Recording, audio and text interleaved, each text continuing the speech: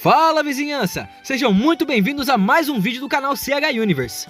Hoje é 1º de abril, também conhecido como Dia da Mentira.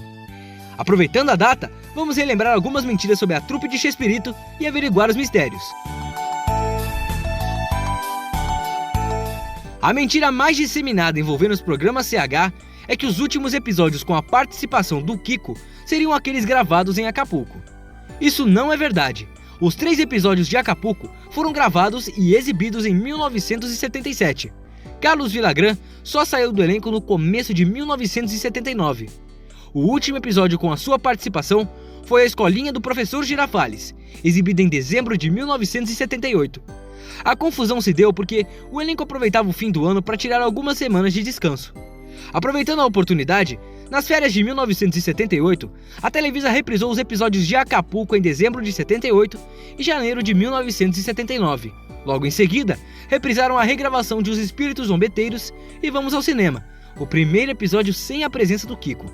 Anos depois, quando a Televisa reorganizou os episódios para o catálogo de vendas, aconteceu uma confusão.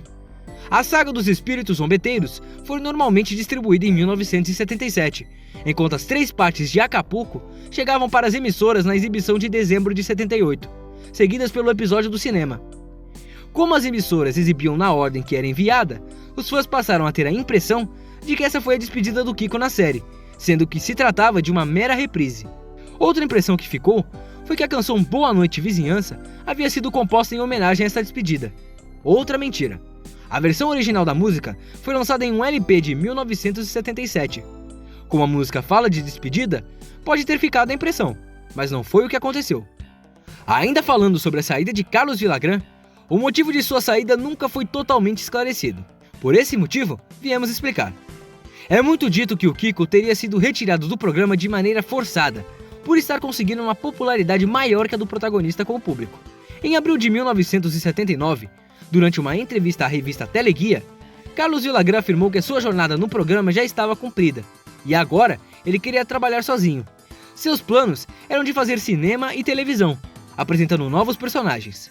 Carlos queria trabalhar com o novo roteirista José Antônio Montzel em seu novo projeto, além de ter dedicado um agradecimento a Chespirito. Depois, em junho do mesmo ano, Villagrán disse que não sentia qualquer ressentimento do grupo e que estava feliz com todos lhe desejando sucesso em novos projetos. Na versão contada por Chespirito, em sua autobiografia, ele diz que foi chamado pelo próprio Carlos, que disse que queria trabalhar no seu programa sozinho, mas utilizando o Kiko como carro-chefe. Roberto, além de permitir que ele usasse o Kiko, deu um conselho sobre como se dar bem com essa utilização. Após uma turnê, Chespirito disse a Emílio Azcárraga, chefe da Televisa, que só queria os créditos pela criação do Kiko na abertura do novo programa. Alguns dias depois, Emílio disse para Chespirito que Villagrán não havia aceito a condição proposta e que afirmou ser o criador original do personagem. Quando Roberto reafirmou ser o criador, Carlos quis entrar em uma ação contra ele na justiça, que deixou que Villagrán utilizasse o Kiko em um ato de bondade.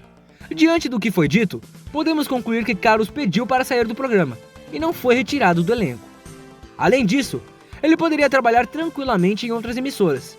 O suposto triângulo amoroso entre Carlos, Roberto e Florinda Meza também nunca existiu, sendo somente um boato da época.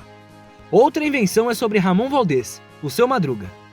Há anos se diz que ele teria saído do elenco em solidariedade à retirada de Carlos Villagrán na época. Como já sabemos que Carlos não foi retirado do elenco na época, mais uma mentira. Outro fator que desmente a informação é que Villagrán se separou do grupo em janeiro de 1979, enquanto Ramon só saiu em abril. Em uma edição da revista TV e Novelas, aconteceu uma entrevista com Ramon publicada em junho de 1981. Nela, ele diz que a sua saída se deu por motivos financeiros.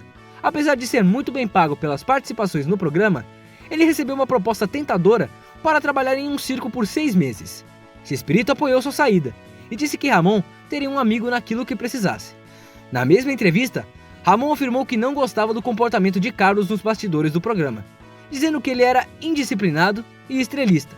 Ele também declarou que Carlos tentou voltar para o elenco, mas foi mal recebido pelo dono da emissora, além de estar desprestigiado pelos empresários por culpa de seu pedantismo e altas pretensões. Em 1988, quando Ramon faleceu, os dois eram amigos e estavam trabalhando juntos em Akikiko, série transmitida pela Tele-Rei. Mas a sua primeira saída não foi em solidariedade ao amigo, e sim por outra proposta de trabalho. Em uma época em que a internet era muito pouco comentada no Brasil, era muito fácil espalhar boatos por aí. Nos anos 90, começou a circular por todo o país a notícia de que o elenco de Chaves teria morrido após um acidente de avião. Isso obviamente nunca aconteceu. No começo dos anos 2000, surgiram os primeiros sites de informações relacionadas às obras de Chespirito. E até então, só haviam falecido Ramon Valdez, Angelines Fernandes, Raul Chato Padilha e Horácio Gomes. Logo, trataram de desmentir a informação, que aos poucos foi sendo esquecida. No livro Chaves, Foi Sem Querer Querendo, é dito que o acidente teria ocorrido com um grupo de covers da turma, que faziam apresentações nos anos 80 e 90. Até hoje, circula uma informação absurda de tão falsa. Em sites internacionais, é dito que a Televisa censurou 2 episódios de Chaves.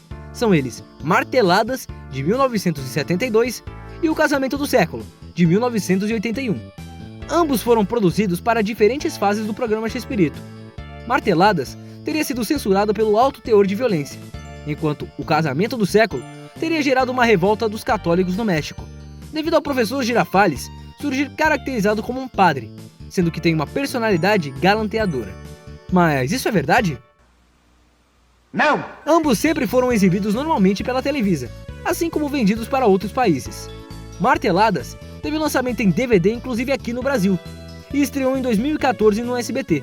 O Casamento do Século nunca foi exibido no Brasil porque o SBT nunca comprou essa fase dos programas.